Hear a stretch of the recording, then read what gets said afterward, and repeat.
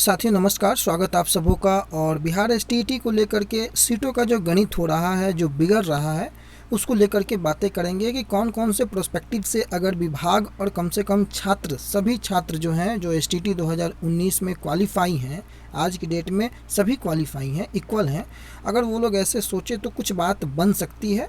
तो इस वीडियो में उन सभी पहलुओं पे बातें होंगी। साथ ही साथ मैंने लिखा है कि ये गलती नहीं गुनाह है, उसी पे सबसे पहले और अपडेट को हम सबसे पहले बता दें आप लोगों को कि आज भी पटना सहित बिहार के सभी जिलों में छात्र राजद के द्वारा लगातार प्रदर्शन और बिहार एसटीईटी में हुई गड़बड़ियों के खिलाफ और बिहार एसटीईटी में हुई धांधली और मेरिट स्कैम के लिए उन्होंने आज पूरे बिहार के सभी मुख्यालयों में पुतला दहन से लेकर के अपनी जो प्रोटेस्ट है उसको किया। तमाम मीडिया ने उन्हें कवर भी किया और लगातार विरोध प्रदर्शन का जो दौर 21 के बाद से चल रहा है वो आज भी कायम है। और इसी गतिरोध के बीच किसी कैंडिडेट के माध्यम से माननीय शिक्षा विभाग के प्रधान सचिव संजय कुमार जी की जो कॉल रिकॉर्डिंग जो वायरल है, तमाम लोगों ने आपने सुनी होंगी। उनमें 2-3 महत्वपूर्ण बिंदु है, उसको जल्दी से बताने के बाद फिर हम अपने मेन मुद्दे पे जाएंगे।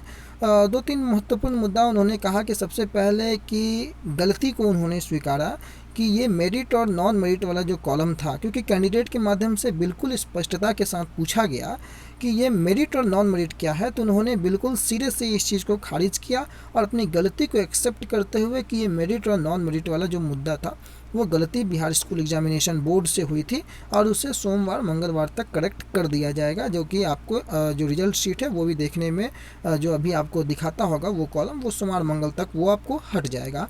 और अब कोई मेरिट कोई नॉन मेरिट वाला इशू जिस प्रकार से कैलकुलेटर से ख़त्म हो गया और अब सभी लोग क्वालिफाई घोषित किए गए हैं। और उसके बाद उन्होंने जो नियुक्ति की प्रक्रिया को लेकर के आगे बातें की कि सभी नियुक्ति जो होगी नियोजन के माध्यम से होगी और सेंट्रलाइज और ऑनलाइन फॉर्म में होगी। मैं पहले बता दूं कि यह वीडियो मेरा मुख्य रूप से आज सीटों के एनालिसिस को लेकर के होगा और सारी परिस्थितियां जैसे पूर्व में है कि हमें नियुक्ति चाहिए, उसी नियुक्ति को लेकर के हमारी मांग रहेगी। लेकिन इस वीडियो में हम लोग जो है वो केवल उसी मुद्दे पे बात करेंगे, क्योंकि मुद्दा भटक गया है तो वीडियो काफ़ी लंबा हो जाएगा।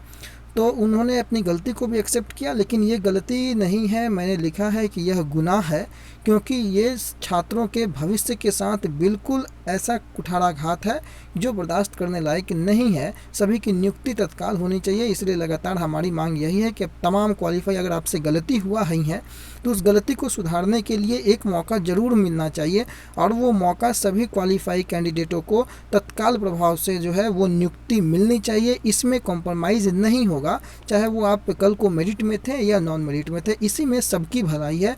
बाकी कहीं से भी किसी की भलाई नहीं है। केवल यही मांग को रखिए कि अगर गलती बोर्ड से हुई है, बोर्ड ने गलती को एक्सेप्ट कर रहा है, तो हर गलती किसी को क्षमा के लिए एक मौका ज़रूर देना चाहिए, लेकिन वो मौका तब जब सारे कैंडिडेटों की नियुक्ति हो। केवल आश्वासन से, केवल जो है नियोजन इकाई में धक्के खाने को लेकर के कोई बात नहीं। नियुक्ति का मतलब कि नियुक्ति, और तमाम अभ्यर्थी जो भी क्वालिफाई, चाहे वो कितने भी मार्क्स लाने वाले हों, सभी की नियुक्ति हो, इसी पे हमारा जोर होना चाहिए। साथ ही साथ उन्होंने 3 महीने में जो है इस प्रोसेस को पूरा करने की बातें की।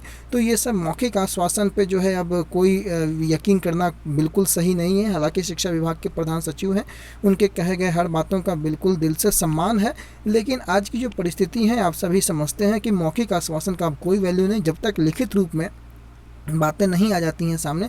अभी तो छठे चरण की रिक्रूटमेंट प्रोसेस चल रही है, तो 3 महीने में कहाँ से इसकी रिक्रूटमेंट प्रोसेस जो है वो पूरी हो जाएगी। तो थोड़ी सी सोचने वाली बात है। फिर भी अगर विभाग चाहता है गंभीरता इसमें दिखाना तो विभाग इस पर आगे की कार्रवाई कर सकता है और तमाम अभ्यर्थियों को नियुक्ति दे। यही हमारी जो है वो मांग है, उसको वो पूरा कर दे, हमें इससे ज़्यादा कुछ नहीं चाहिए। अब हम आते हैं सीटों की गणित को लेकर के, जो कि सबसे ज़्यादा इंपॉर्टेंट है। देखिए 30,020 जो कैंडिडेट हैं वो छठे फेज़ के लिए एप्लीकेबल हैं, वहाँ सीटें थीं उतनी। चूँकि यहाँ पर अब गड़बड़ झाला बहुत ही ज़ोर शोर से देखने को मिल रहा था पिछले दिनों से लेकर के, और 37,440 सीटें जो हैं दोस्तों वो आपको 7वें चरण हेतु उपलब्ध है। ऑनलाइन मोड से इस बार जो है वो एप्लीकेशन आपको कंडक्ट किया जाता है, अगर ऐसी परिस्थिति बनती हैं, आती हैं तो। लेकिन बात यहाँ पर यह होता है, मैंने खुद से एनालिसिस और खुद से लिखने का प्रयास किया, हो सकता है कुछ गलत हो तो आप लोग इसको करेक्ट कर दीजिएगा, लेकिन मैंने यहाँ पर समझाने का कोशिश किया है कि छठे चरण में जो शेष रिक्तियाँ बचेंगी, क्योंकि छठे चरण में मैंने आपको बताया कि कुछ सब्जेक्ट को अगर छोड़ दिया जाए तो सारे सब्जेक्टों में जो है, या कई ऐसे हैं जहाँ पर सीटें खाली हैं, जहाँ पर कैंडिडेट नहीं मिल रहे हैं, तो छठे चरण में की जो शेष रिक्तियां हैं वो। दूसरी बात कि 37,440 आपको 7वें चरण की रिक्तियां हैं और 33,916 कैबिनेट से स्वीकृत पद है, जो कि सभी को इसकी जानकारी है। मैं लगातार इन बातों को बोलते आ रहा हूँ, बार बार इसी बात पे मैं अब जोर देना चाहता हूँ और सारे कैंडिडेट को एकजुट करने का मेरा जो प्रयास है, अगर मैं कुछ कैंडिडेट को भी कर पाऊँ तो मैं अपने आप को सफल मानूंगा। 37,440 जो सीटें हैं आपको 7वें चरण को लेकर के और 33,916 अगर आप छठे चरण को छोड़ भी देते हैं दोस्तों, तो इन दोनों ही सीटों को अगर आप ऐड कर देते हैं तो 71,000 से ज़्यादा सीटें यहाँ पर बनती हैं। ध्यान दीजिएगा, बहुत ध्यान देने वाली बातें हैं। इन दोनों सीटों को अगर आप जोड़ देते हैं 37,440 और 33,916 तो 71,356 सीटें बनती हैं। और छठे चरण की अगर उसमें रिक्तियाँ जोड़ देते हैं आप, तो बिल्कुल ये कि आपको आपकी जो number of seats, number of candidate आज क्वालिफाई दिखा रहे हैं, आप उससे आगे निकल जाएगा नंबर ऑफ़ सीट। ये तो केवल अभी तक की है। अगर विभाग सारी रिक्तियों को जोड़ दे तो लाख से ज़्यादा पद सृजित हो जाएंगे। तो आप समझिए, चीज़ों को समझिए कि वास्तविकता कहाँ पर है, क्या हो सकता है। हवाबाजी में, गुटबाजी में रहने से कोई काम नहीं होगा। नौकरी लेना है तो थोड़ा दिमाग लगाना होगा कि कैसे आगे की परिस्थिति बनती बिगड़ती नज़र आ रही है। एक छोटा सा चूक बड़ा जानलेवा साबित हो सकता है, लापरवाही बहुत घातक हो सकती है। इसलिए ध्यान से समझने की कोशिश करें कि आगे का एसटीईटी का फ्यूचर क्या होगा। अभी थोड़ी देर पहले मेरे पास कैंडिडेट ने कॉल किया था कि एसटीईटी का फ्यूचर क्या होगा। भाई, फ्यूचर तो सब आपके हाथों में है। आप जैसा चाहेंगे फ्यूचर वैसा होगा, कैंडिडेट जैसा चाहेगा फ्यूचर वैसा होगा। कोई नहीं बता सकता है कि फ्यूचर कैसा होगा, ये आपके हाथों में निर्णय लेना। आगे देखिए कि यहाँ पर जो कैंडिडेट एसटीईटी 2019 में क्वालिफाई हुए हैं अकॉर्डिंग टू न्यूज़पेपर, वहाँ पर इन्होंने लगभग 72,000 का फिगर आज दिखाया है। मैक्सिमम जो फिगर अभी तक आया है, मैं मैक्सिमम के लेकर के ही बातें कर रहा हूँ, तो ये 72,000 का फिगर आया है। अभी बोर्ड ने भी डाटा जारी करने को लेकर के कहा है, और अगर बोर्ड डाटा जारी कर देता है, और करना ही पड़ेगा, जिस प्रकार से सचिव महोदय ने कहा कि सोमवार मंगलवार तक डाटा जारी हो जाएगा, तो अगर बोर्ड डाटा जारी करती है और अगर अखबारों को भी मालूम चला है तो सोर्स ऑफ इन्फॉर्मेशन कोई ना कोई बोर्ड का इनके पास होगा। और अगर 72,000 ये सही कह रहे हैं, मान लीजिए एक मिनट के लिए कि 72,000 क्वालिफाई कर गए हैं, तो सीटें आपके पास कितनी हो रही हैं? 71,356। तो यही दो एसटीईटी 19 और 33,916 को ऐड करने पे हो जा रही है। छठे चरण की अगर शेष रिक्तियाँ, क्योंकि शेष रिक्तियाँ जो हैं वो अगले चरण में काउंट होती हैं, ऐड होती हैं, अगर उसको सही से ऐड कर दिया जाए तो ये सीटें काफ़ी अधिक हो जाएंगी नंबर ऑफ़ कैंडिडेट जो क्वालिफाई हैं उनसे। और इसमें मैं आपको बता दूँ कि इन 72,000 में इन्होंने 2011 वाले को भी ऐड किया था। आप ध्यान दें इसमें कि जो बचे हुए रहेंगे वो भी इसमें आ जाएंगे। तो ये कहीं ना कहीं फिगर अप्रोक्सीमेटली ज़्यादा बन जाता है आपको नंबर ऑफ़ सीट का, नंबर ऑफ़ कैंडिडेट से। तो यहाँ तो स्थिति साफ हो रही है ना कि आपके पास सीट हैं। प्रयास आपका किस दिशा में जाना चाहिए, अगर सही डायरेक्शन में अगर आप जाएंगे तो शायद सफलता मिल जाए इसमें। और इसमें सफलता मिलना इसलिए बेहद जो है वो आसान इसलिए लगता है क्योंकि सरकार अभी प्रेशर में है। सरकार को गलती का एहसास है और उस गलती का हर्जाना कम से कम सरकार को इसके माध्यम से सारी सीटों को ऐड करके अगर हर्जाना भुगतना पड़ता है तो सरकार को भी कोई प्रॉब्लम नहीं होनी चाहिए, कैंडिडेट को भी कोई प्रॉब्लम नहीं होनी चाहिए। एक कैंडिडेट जो क्वालिफाई है उसे सिर्फ नौकरी चाहिए। सरकार को अगर अपनी छवि ही बचानी है तो बचाएं, हमें सरकार से कोई दुश्मनी नहीं है। लेकिन जो गलती वो किए हैं उस गलती का हर्जाना अभ्यर्थी नहीं भुगतेंगे, वो भुगतना सरकार को ही होगा। यही हमारी मांग है। और आप लोग भी थोड़े दिमाग से, दिल पे हाथ रख के मत सोचिएगा। दिल पे हाथ रख के सोचने में नहीं बोलूँगा, दिमाग से सोचिएगा कि दिमाग से ये क्या होना चाहिए। कैंडिडेट अब यहाँ पर 72,000 तो यहाँ पर हो गए, ये देख लिए। अब देखिए 2021 तक की संपूर्ण जो सीटें हैं उनके अनुरूप सभी अगर क्वालिफाई अभ्यर्थी को देखा जाए तो सबकी नियुक्ति जो है वो हो सकती है। इस बात को ध्यान रखिए। तो हमारी डिमांड 2021 तक की संपूर्ण नियुक्ति को, जो संपूर्ण रिक्ति को जो है वो एसटीईटी 19 क्वालिफाई कैंडिडेटों के लिए जो है वो बहाल करने हेतु मांग रखनी होगी। अब दोस्तों मैं बहुत महत्वपूर्ण चीज़ बताने जा रहा हूँ यहाँ आपको कि देखिए 12 मार्च 2021 डेट पे ध्यान दीजिएगा। अंकों का गणित किस प्रकार से होता है।